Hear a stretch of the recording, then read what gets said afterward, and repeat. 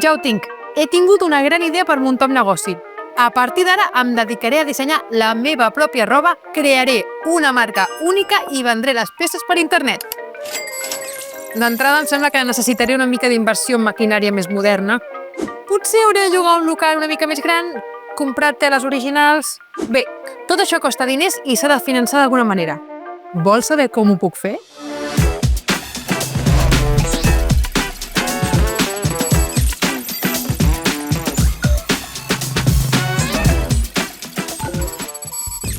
Les fonts de finançament són els diferents mètodes que poden utilitzar tant les persones com les empreses i els governs per obtenir diners quan es necessiten. Per exemple, per engegar projectes emprenedors com el meu. Les fonts de finançament, quan volem crear un negoci, es poden classificar en dues grans categories.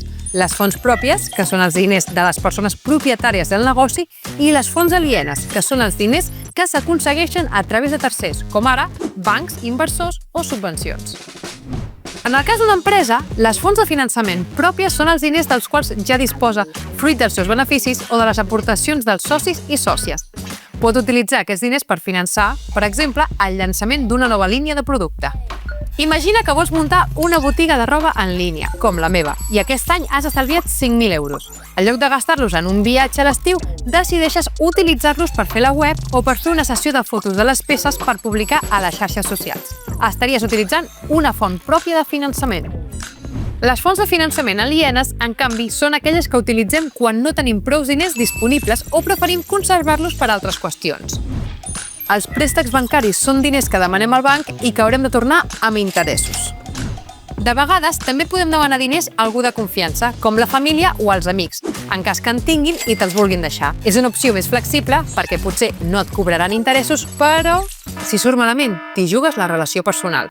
Els governs i algunes institucions també poden donar ajuts i subvencions, que són ajudes econòmiques a vegades sense necessitat de devolució.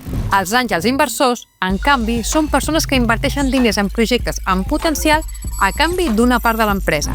El crowdfunding o micromecenatge és un sistema en el qual molta gent aporta petites quantitats de diners per fer realitat una idea de negoci o projecte a canvi d'algun retorn, com ara ofertes exclusives. També hi ha una altra eina, que són els crèdits ràpids. Es tracta de préstecs molt fàcils d'aconseguir, però amb interessos més alts que et poden posar problemes econòmics greus si no els tornes a temps.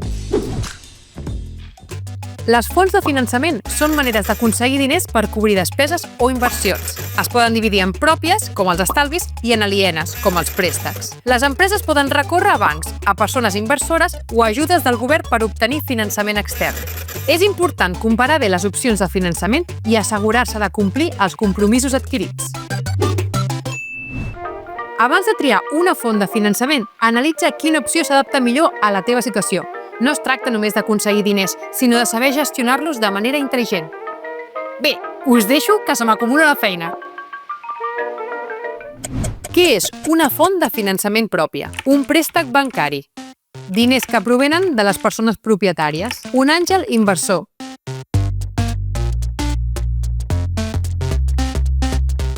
Diners que provenen de les persones propietàries. Quina d'aquestes és una font aliena de finançament? Els estalvis dels socis i sòcies. Les subvencions i ajuts. Totes dues són correctes. Les subvencions i ajuts. Què és el micromecenatge? Una font de finançament aliena col·lectiva. Una empresa de micros. Una font interna de finançament petit. Una font de finançament aliena col·lectiva.